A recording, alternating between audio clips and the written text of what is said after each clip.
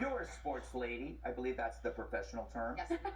But you're quite young. I don't know if you will get this analogy, but when I'm talking about the pirate ship, this this campaign, it just reminds me of the Oakland Raiders, which were a pirate.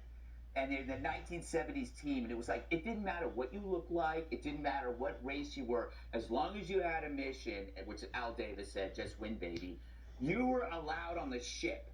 And I think that's why Trump has so many odd, disparate allies, from all over the place. UFC fighters, strange actors, whatever. I guess my point is, it seems like a larger tent than the Democrats could ever get using their identity politics.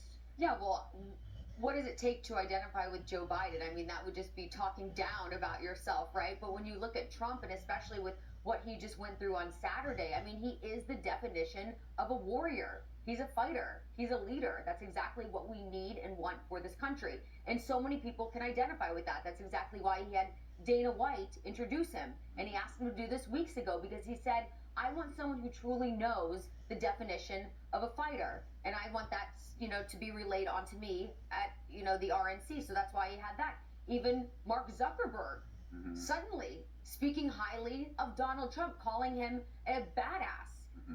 Years ago, not even months ago, we never would have heard Mark Zuckerberg say a positive word about Donald Trump. But it's just so many different people are now starting to relate with Donald Trump, and I think that it says something, right? It's not only different people can relate to Donald Trump, but also we're noticing the difference between the Democratic Party and the Republican Party. The Republican Party full of strong, tan men, whereas the Democratic Party full of weak men and also, I guess, weak women. Oh, yes.